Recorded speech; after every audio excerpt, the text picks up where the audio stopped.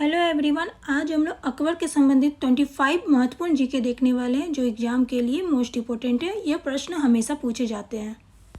चलते हैं पहले प्रश्न पे। अकबर का जन्म कहाँ हुआ था? सही आंसर इसके हो जाएंगे, क्या हो जाएंगे सही आंसर?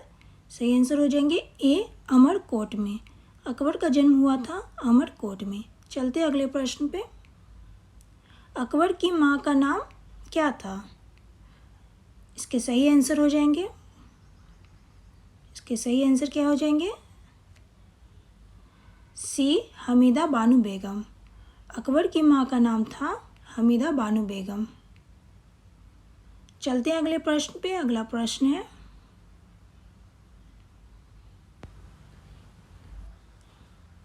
बैरम खां जो अकबर का संरक्षक था वो कब से कब तक रहा था?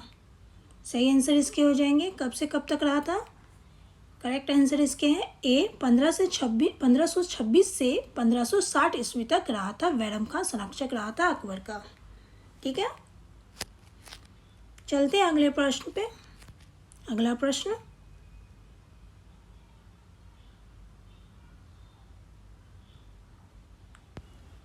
अकबर ने सम्राट बनने के बाद बैरम खां को कौन सी उपाधि दी थी? बैरम खां जो कि अकबर का संरक्षक था, सम्राट बनने के बाद बैरम खां को कौन सी उपाधि दी थी? तो याद रखिए इसका आंसर हो जाएगा बी, खाने खाना का। ठीक है, अकबर ने सम्राट बनने के बाद बैरम खां को खाने खाना की उपाधि दी थी।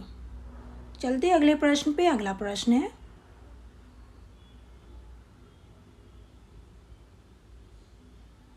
पाटन नामक स्थान पर मक्का की यात्रा के दौरान बैरम खां को किसने मारा था? किसने मारा था? इसके सही आंसर हो जाएंगे बी, मुबारक खां ने। पाटन नामक स्थान पर मक्का की यात्रा के दौरान बैरम खां को मुबारक खां ने मारा था। चलते अगले प्रश्न पे। अगला प्रश्न है, अकबर ने खानदेश को कब जीता था? सही आंसर इसके क्या हो जाएंगे? सही आंसर हो जाएंगे डी, 1591 ईस्वी में अकबर ने खानदेश को जीता था। चलते अगले प्रश्न पे। अगला प्रश्न है,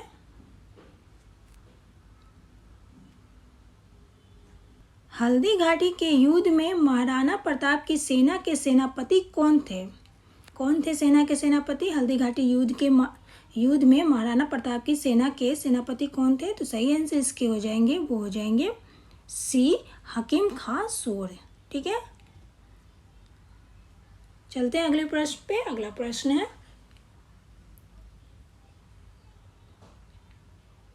अकबर ने महाराणा प्रताप को अधीनता स्वीकार करने को राजी करने हेतु कितने दूत भेजे थे? ऑप्शन है 1, 2, 3 या 4। सही आंसर इसके क्या हो जाएंगे? सही आंसर हो जाएंगे इसके डी, 4। अकबर ने महाराणा प्रताप को अधीनता स्वीकार करने को राजी करने हेतु 4 दूत भेजे थे। चलते हैं अगले प्रश्न पे। अगला प्रश्न है, अकबर ने सम्राट की उपाधि कब ग्रहण की थी? कौन से युद्ध के बाद अकबर ने सम्राट की उपाधि ग्रहण की थी? तो सही आंसर के हो जाएंगे, क्या हो जाएंगे? डी, असीरगढ़ युद्ध के बाद अकबर ने सम्राट की उपाधि ग्रहण की थी। यह मोस्ट इंपोर्टेंट प्रश्न है, कई बार यह प्रश्न एग्जाम में आ चुके हैं। अगला प्रश्न, किस राजपूत वंश ने अकबर के सामने आत्मसमर्पण नहीं किया था? सही आंसर इसके क्या हो जाएंगे? किसने आत्मसमर्पण नहीं किया था अकबर के सामने? कौन से राजपूत वंश ने? तो सही आंसर है ए, सिसोदिया वंश ने। सिसोदिया वंश ने अकबर के सामने आत्मसमर्पण नहीं किया था। ठीक है, चलते हैं अगले प्रश्न पे। अगला प्रश्न है,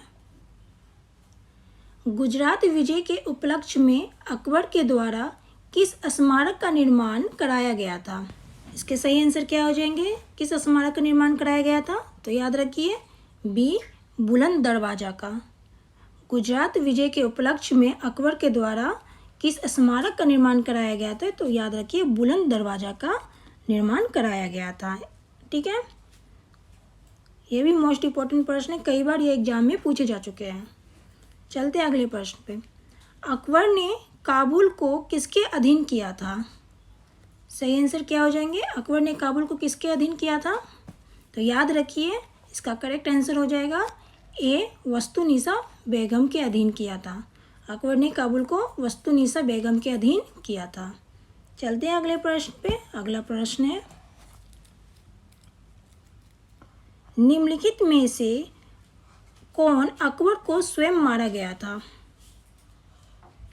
सही आंसर क्या हो जाएंगे इसके?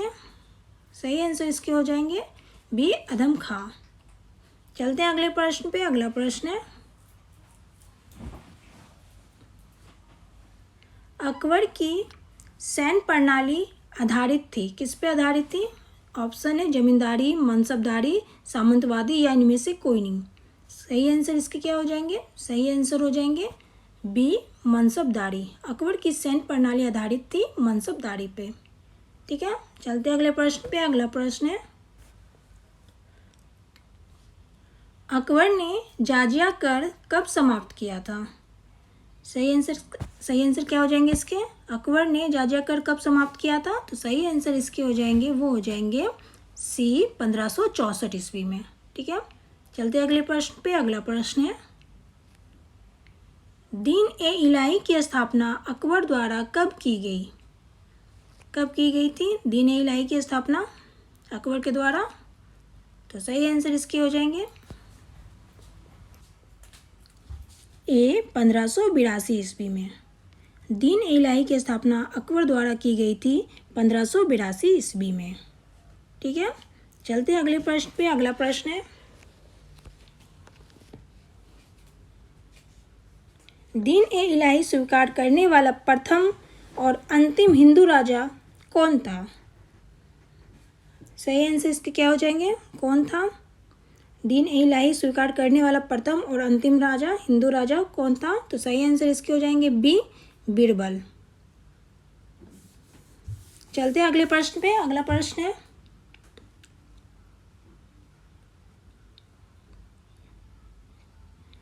आईने ए अकबरी और अकबरनामा की रचना किसने की थी?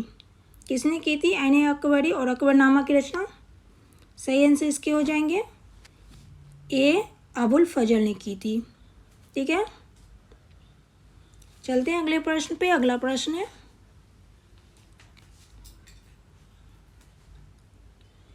किस सिख गुरु ने अकबर को 500 बीघा जमीन दी थी?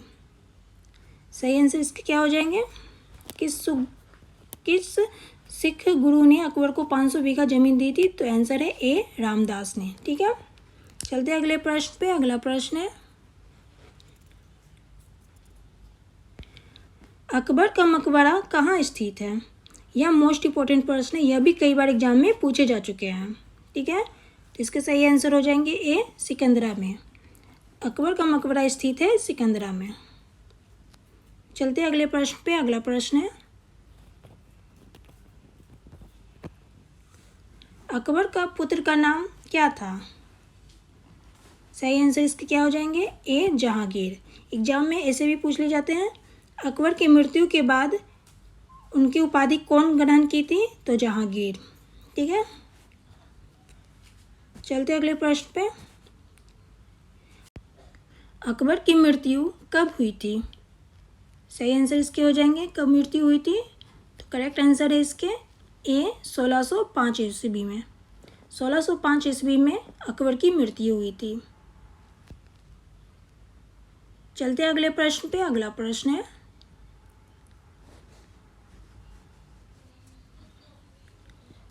अकबर की मृत्यु कहाँ हुई थी? 1605 ईस्वी में हुई थी। कहाँ हुई थी? इसका सही आंसर क्या हो जाएंगे? बी फतेहपुर सीकरी में। अकबर की मृत्यु हुई थी फतेहपुर सीकरी में 1605 ईस्वी में। ठीक है, चलते हैं अगले प्रश्न पे। अगला प्रश्न है, मजहर की घोषणा अकबर ने कब की? सही आंसर इसके हो जाएंगे क्या हो जाएंगे?